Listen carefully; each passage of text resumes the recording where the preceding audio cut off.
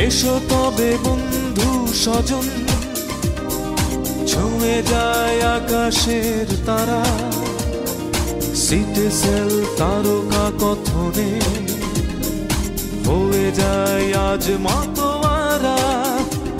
বেজে ওঠো টেলিফোন, শুরু হোক আলাপন, আজ এই দুপুরে ভালো আয়োজন।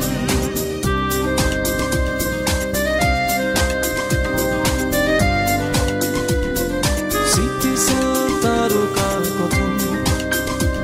প্রথম টেলিফোন দাতার জন্য থাকছে স্টার সিনেপ্লেক্সের পক্ষ থেকে একটি শোয়ের 2টি টিকিট ফ্রি। এছাড়া একজনের জন্য থাকছে এভরিডের পক্ষ থেকে প্রীতি উপহার। আপনার গিফটটি পৌঁছে যাবে সুন্দরবন কুরিয়ার সার্ভিসের মাধ্যমে খুব শীঘ্রই।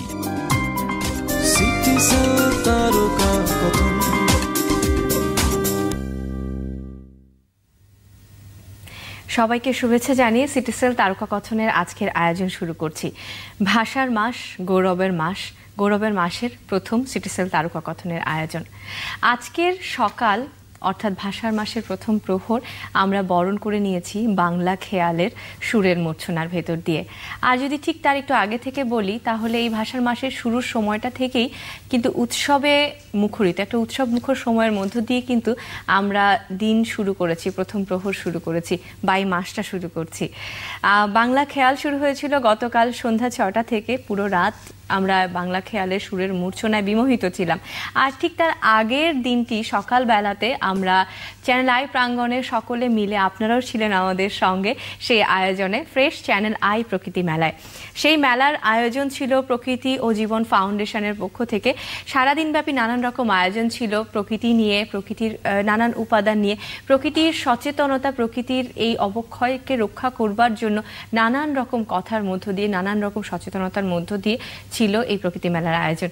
এবং এই প্রকৃতি মেলার এই ভেতরেই প্রকৃতি নিয়ে এবং প্রকৃতির সচেতনতার জন্য কাজ করে বিভিন্ন রকম সংগঠন। তার মধ্যে একটি অন্যতম সংগঠন হচ্ছে তরু পল্লব। তরু পল্লবকে দেওয়া হয়েছে বিশেষ সম্মাননা প্রকৃতি জীবন ফাউন্ডেশন এবং চ্যানেল আই এর পক্ষ থেকে। আজ আমাদের সঙ্গে তরু পল্লবের সাধারণ সম্পাদক, লেখক এবং প্রকৃতিপ্রেমী মোকাররম হোসেন আছেন। স্বাগত জানাচ্ছি আপনাকে। ধন্যবাদ। কেমন আছেন? ভালো আছি। অনেক অনেক অভিনন্দন জানাচ্ছি প্রথমে এই বিশেষ সম্মাননা পুরস্কারের জন্য তরু পল্লবকে। আর কেমন লেগেছে আপনাদের গতকালের এই প্রকৃতি মেলার আয়োজন, যদি জিজ্ঞেস করি? হ্যাঁ, সবকিছু মিলিয়ে খুবই চমৎকার আয়োজন এটা। আমরা এই নিয়ে চতুর্থবার মতো প্রকৃতি মেলায় অংশগ্রহণ করেছি তরু পল্লব থেকে, এবং প্রথম থেকে প্রকৃতি জীবন ফাউন্ডেশনের সঙ্গে তরু পল্লবের একটা গভীর বা বলা যায় যে একটা নিবিড় যোগাযোগ আছে। বলা যায় যে প্রকৃতি জীবন ফাউন্ডেশনের যিনি কর্ণধার জনাব মুকিত মজুমদার বাবু ভাই, তিনি খুব আন্তরিকতা এবং ভালোবাসা দিয়েই প্রকৃতির প্রতি যে কাজটা করেন, প্রকৃতি বা পরিবেশ নিয়ে চেনানোর, যে সারা দেশের মানুষকে কিংবা বলা যায় যে চ্যানেলের সকল দর্শককে কিংবা সারা পৃথিবীর যেখানে যারা ছড়িয়ে আছে বাংলা ভাষাভাষী সবাইকে যে পরিবেশ এবং বাংলাদেশের এই চমৎকার প্রকৃতি দেখানোর যে আয়োজনটা করছেন, এটা অনেক গুরুত্বপূর্ণ একটি কাজ। এবং এই কাজটির মধ্য দিয়ে আমরা পরিবেশকে আরো অনেক বেশি ভালোবাসছি এবং প্রকৃতিকে অনেক ভালোভাবে জানছি। এবং এই জানার এই উদ্যোগটি কিন্তু আমরা আমাদের কাছে পৌঁছায় তার পরিকল্পনা, পরিচালনা এবং উপস্থাপনায় যে অনুষ্ঠানটি প্রকৃতি ও জীবন, যেটি প্রতি বৃহস্পতিবার রাত্রে আমরা দেখতে পাই চ্যানেল আই এর পর্দায়, সেই অনুষ্ঠানের মধ্য দিয়ে।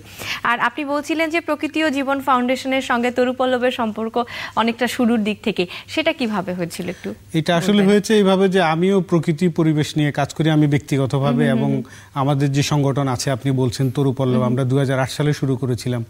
এই সাংগঠনিকভাবে লেখালেখির কারণে এবং নানানভাবে একটা যোগসূত্র তৈরি হয়েছিল, এবং আমরা একটু পরে বলবো যে আমরা যৌথভাবে কিছু কাজও করেছি। প্রকৃতি জীবন ফাউন্ডেশন এবং তরু পল্লব যৌথভাবে কিছু কাজও করেছিল, এবং বলা যায় যে তরু পল্লবের যা কিছু অর্জন কিংবা প্রকৃতি জীবন ফাউন্ডেশনের যা কিছু অর্জন, তার সঙ্গে সবকিছুর সঙ্গে আমাদের ভালোবাসা জড়িয়ে আছে। আমরা প্রকৃতিকে ভালোবাসি এবং পরিবেশকে সংরক্ষণ করতে চাই, এবং সাধারণ মানুষকে, দেশের সমস্ত মানুষকে সঙ্গে নিয়ে আমরা কাজগুলো করতে চাই। আচ্ছা, গতকাল যখন প্রকৃতি মেলার আয়োজন চলছিল, মেলার মধ্যে আমরা বারবার করে একটি কথা বলছিলাম যে যারা দর্শক আছেন, যেহেতু আমাদের প্রকৃতি মেলার মধ্যে ঠিক গাছের একটি আয়োজন ছিল, বিভিন্ন রকম বিভিন্ন প্রজাতির গাছ ছিল সেখানে একটি সাজানো বাগানের মতোই অনেকটা। এবং আমরা বারবার করে দর্শকদেরকে বলছিলাম যে যারা গাছ চিনেন না, যারা গাছ সম্পর্কে জানেন না, তারা তরুপল্লবের সাহায্য নিতে পারেন। তো তরুপল্লবের কি কি কাজ আছে মূলত এই গাছ চেনানো বা এই সকল বিষয়ক? আমি একটু শুরুর দিকটা বলি। আমরা 2008 সালে আমরা তরুপল্লবের প্রতিষ্ঠা করি এবং এটা হলো মাসটা হলো ডিসেম্বর মাস, আবার তারিখটা মনে পড়ছে 5 ডিসেম্বর।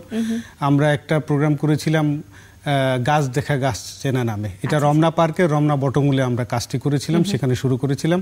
এবং করেছিলাম এই কারণে যে আমরা গাছপালা নিয়ে লিখি কিংবা প্রকৃতি নিয়ে লেখালেখি করি, পরিবেশ নিয়ে লেখালেখি করি। আমাদেরকে অনেকেই বলেছেন যে আসলে একটা লেখা পড়ে একটা গাছকে প্র্যাকটিক্যালি চেনা যায় না। এটার জন্য প্র্যাকটিক্যাল কিছু ব্যবস্থা, অর্থাৎ একেবারে হাতে কলমে পার্ট যেটাকে বলা হয়, সেটা যদি করা যায় তাহলে আমাদের জন্য সুবিধা হয়। এবং আমরা দেখলাম যে একসময় অনেকেই আগ্রহী আছেন এই বিষয়ে। তা আমরা যখন শুরু করি তখন আমাদের প্রথম দিনের অনুষ্ঠানে প্রায় শতাধিক প্রকৃতি প্রেমিক কিংবা বৃক্ষপ্রেমিক ছিলেন।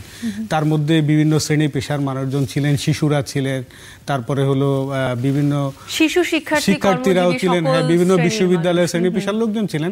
এবং আমরা সেখানে প্রফেসর দ্বিজন শর্মা, তরুপল্লবের সভাপতি, তারপরে বিশিষ্ট উদ্ভিদ বিজ্ঞানী এবং নিসর্গী ডক্টর নওয়াজেশ আহমদ, তারপরে কথা সাহিত্যিক এবং নিসর্গী বিপ্রদাস বড়ুয়া, এই তিনজন বিশেষ ব্যক্তিকে আমরা সঙ্গে নিয়ে প্রোগ্রামটা করেছিলেন। এটা আমাদের খুবই প্রেরণার একটা অনুষ্ঠান ছিল। এবং এইটা করতে করতে আমরা 2008 সালে শুরু করেছি। 2015 সাল নাগাদ আমাদের, অর্থাৎ গত বছর পর্যন্ত আমরা আনুষ্ঠানিকভাবে 19টি প্রোগ্রাম করেছি। আচ্ছা আচ্ছা।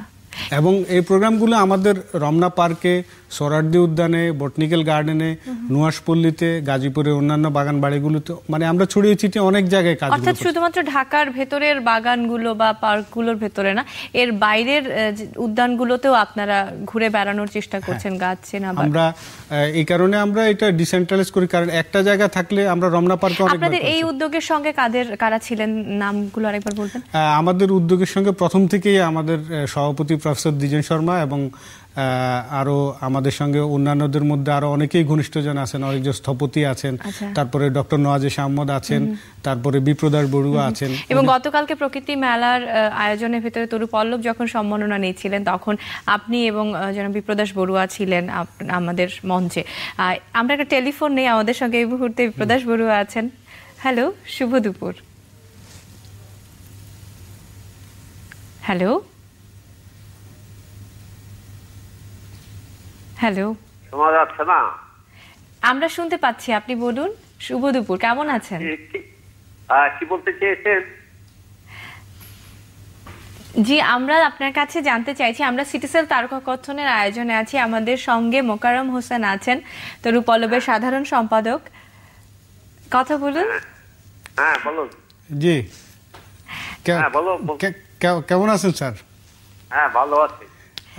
আমরা তো যে কালকে যে পুরস্কারটা নিয়েছি তরুপল্লবের পক্ষ থেকে, আজকে আমরা এই তরুপল্লবের বিষয় নিয়ে আমরা কথা বলছি। আর আপনার শুভকামনা, যারা আপনি শুভকামনার জন্য আজকে আমরা কথা বলছি আপনার সঙ্গে। যে তরুপল্লবের প্রথম থেকে তো স্যার আপনি আমাদের সঙ্গে জড়িত আছেন এবং আমাদেরকে নানানভাবে সহযোগিতা করছেন। এবং আপনি যদি আজকে আমাদের সঙ্গে থাকতেন সরাসরি এই আয়োজনে, আমাদের সত্যি খুবই ভালো লাগতো যে সরাসরি আপনার কাছ থেকেও কিছু অনুভূতির কথা জানতে পেতাম। তারপরও যেহেতু আমাদের সঙ্গে টেলিফোনে আছেন, একটু জানতে চাই, তরুপল্লব গতকাল যে সম্মাননা পেয়েছেন, আপনি ছিলেন আমাদের সঙ্গে তরুপল্লবের সঙ্গে, কেমন লেগেছে সেই সময়টা? এই যে একটি স্বীকৃতি, এটি কেমন ছিল এই অনুভূতি আপনার? হ্যাঁ, আপনার তরুপল্লব তো আসলে এই ধরনের প্রতিষ্ঠান আমাদের এখানে আগে গড়ে ওঠেনি। গাছ চেনানো, মানুষকে নিয়ে, ঢাকার মানুষকে নিয়ে, বাচ্চাদের নিয়ে গাছকে যে চেনা দরকার, দেখা দরকার, আমরা তো সবাই গাছ দেখি, চিনি না। তরুপল্লব এই কাজটি শুরু করেছে যে অন্তত আমরা সাধ্যমতো যতটুকু পারি ঢাকার মানুষকে প্রথমে গাছকে চিনিয়ে দেওয়া, গাছের প্রতি ভালোবাসা, প্রকৃতির প্রতি আমাদের যে দায় আছে। কারণ আমি গতকালও বলেছি যে প্রকৃতি খুব সুন্দর করে বাঁচতে পারে, খুব ভালোভাবে বাঁচতে পারে মানুষ ছাড়া, কিন্তু মানুষ প্রকৃতি ছাড়া এক কদমও চলতে পারবে না। এই জন্যই আমাদের প্রকৃতিকে ভালোবাসা দরকার, প্রকৃতিকে আমাদের সাথে ভালোবাসা দরকার, এবং সেই কাজটি তরুপল্লব শুরু করেছে। এবং এই শুরু করার পেছনে আমরা বলদা গার্ডেনে বা রমনা পার্কে, তারপর আমাদের জাতীয় উদ্যানে গিয়ে গাছপালা ছিনিয়েছি। আমাদের সংগঠনের যারা এবং বাইরে থেকেও যারা আছে, আমরা ঘোষণা দিয়েছি এই কাজটুকু আমরা আন্তরিকভাবে করার চেষ্টা করেছি। অনেক অনেক ভালো লেগেছে গতকাল যে তরুপল্লব এর জন্য পুরস্কার পেয়েছে, এবং কালকে আমি সেখানে যেতে পেরেছি, গিয়ে আমার খুবই ভালো লেগেছে। আমি মনে করেছি যে হ্যাঁ, এরকমই হওয়া দরকার। একটা প্রতিষ্ঠান চ্যানেল আই যে এটাকে সামনে তুলে এনেছে, এই জন্য আমরা গর্ব অনুভব করছি। অনেক ধন্যবাদ আপনাকে আমাদের সঙ্গে টেলিফোনে যোগ দেবার জন্য। আমাদেরও খুব ভালো লাগলো আপনার কাছ থেকে এই কথাগুলো শুনে। আপনার অনুভূতি, তরুপল্লবের সঙ্গেকার কথা, সবকিছু মিলিয়ে খুব ভালো লেগেছে। অনেক ধন্যবাদ, শুভকামনা এবং অভিনন্দন রইল আপনাদের সকলের জন্য। এবং যে কথা উনি বলছিলেন, আমরা কিন্তু গতকালকের এই প্রকৃতি মেলার আয়োজনের শুরু থেকেই প্রকৃতিকে বাঁচাবার জন্য, প্রকৃতির যে নানান উপাদান সংরক্ষণের জন্য নানান রকম কথা শুনেছি। কি কি করা দরকার, কিভাবে করা দরকার, সবটা মিলিয়ে শুনেছি। এবং তরুপল্লবের আগামী কি কি কাজ আছে বা প্রচেষ্টা আছে হাতে, এটি কি একটু জানাবেন আমাদেরকে? আসলে তরুপল্লব, আমি একটু বলে নিই, তরুপল্লব হচ্ছে একটা স্বেচ্ছাসেবী সংগঠন। আমরা আমাদের নিজেদের ভালোবাসায় এবং আগ্রহ কিংবা সবার ভালো লাগা থেকে আমরা এই কাজটি করছি। তো সুতরাং আমরা আসলে আর কাজটি করছি আমরা সাধারণ মানুষ যাদের প্রকৃতি নিয়ে ভালোবাসা আছে কিংবা যারা প্রকৃতিকে ভালোবাসেন, বৃক্ষ ভালোবাসেন, এই ধরনের মানুষজনকে নিয়ে আমরা কাজগুলো করছি। তো আমাদের সবসময় একটা ফান্ড ক্রাইসিস থাকে, তারপরে লোকবল সংকট থাকে। তারপরেও আমরা 2008 সালে শুরু করে আমরা আমাদের সংগঠনকে রেজিস্ট্রেশন করিয়েছি। তারপরে হলো আমরা একটা বর্তমানে একটা অফিসও আমরা মেনটেন করছি। তারপরে ভবিষ্যতে আমাদের গাছ দেখা, গাছ চেনা সহ আমাদের আরো অনেকগুলো প্রোগ্রাম রয়েছে। তার মধ্যে প্ল্যান্টেশন অর্থাৎ বৃক্ষরোপণ একটা কর্মসূচি আমাদের চলছে। আমরা প্রতি বছরই কোনো প্রতিষ্ঠান কিংবা কোনো একটা পথের পাশে কিংবা শিক্ষা প্রতিষ্ঠান বিভিন্ন জায়গায় আমরা গাছপালা রোপণ করে থাকি। আমাদের গত বছর বা তার আগের বছর থেকে আমাদের শুরু হয়েছে ত্রিশাল কবি নজরুল বিশ্ববিদ্যালয়ের যে মূল যে কানেক্টিং রোড, সেখানে আমরা একটা কালার গার্ডেন তৈরি করছি। আচ্ছা, এই কালার গার্ডেনের প্রসঙ্গে আসবার আগে আমরা একটি বিষয় দর্শক এবং আমরা সবাই একসঙ্গে শেয়ার করতে চাই। গতকালকে প্রকৃতি মেলার মধ্যে তরুপল্লব যে সম্মাননা নিয়েছিল, সেই মুহূর্তটি এই মুহূর্তে আমরা একবার চ্যানেল আইয়ের পর্দায় আরেকবার দেখতে চাই, তারপর আসছি প্রসঙ্গে। চলুন দর্শক, দেখে আসি গতকালকে কিছু সময়ের অংশ। বিপ্রদাস বড়ুয়া এবং মোকাররম হোসেন তাদেরকে, তরুপল্লবকে আজীবন সম্মাননা দিয়ে আমরা সম্মানিত। প্রকৃতি বিষয়ক নানান আয়োজন, প্রকৃতি নিয়ে সচেতনতা তৈরি এবং প্রকৃতিকে সকলকে চিনিয়ে দেবার জন্য, প্রকৃতির প্রতিটি গাছকে চিনিয়ে দেবার জন্য বিপ্রদাস বড়ুয়া এক অনন্য নাম, এক ব্যক্তিত্ব। তারা তরুপল্লব এই সংগঠনটি নিয়ে, এই প্রকৃতি নিয়েই কথা বলে বাংলাদেশকে এগিয়ে নিচ্ছেন প্রকৃতির ভুবনে, প্রকৃতি নিয়ে সচেতনতা সৃষ্টির জন্য। আমরা উষ্ণ করতালির মধ্য দিয়ে তাদের সবাইকে সম্মান জানাতে চাই আরো একবার।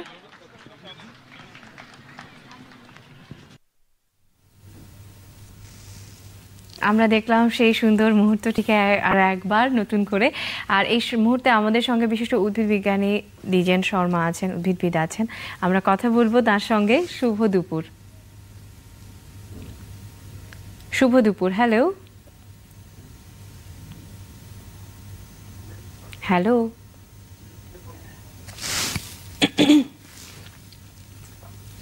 হ্যালো হ্যালো জি, শুভ দুপুর। তো আমাকে তো কিছু বলছেন না। আমরা বলছি। হ্যালো, শুনছেন আপনি? হ্যালো হ্যালো, হ্যাঁ বলুন। জি, আমরা আজকে আপনার কাছ থেকে একটু জানতে চাই, গতকাল প্রকৃতি মেলা ছিল এবং আজকে আমাদের সঙ্গে তরুপল্লব। আপনি জানেন যে তরুপল্লব বিশেষ সম্মাননা পেয়েছে প্রকৃতির নানান প্রকৃতি বিষয়ক নানান কর্মে অবদান রাখবার জন্য আমাদের সঙ্গে মোকাররম হোসেন আছেন।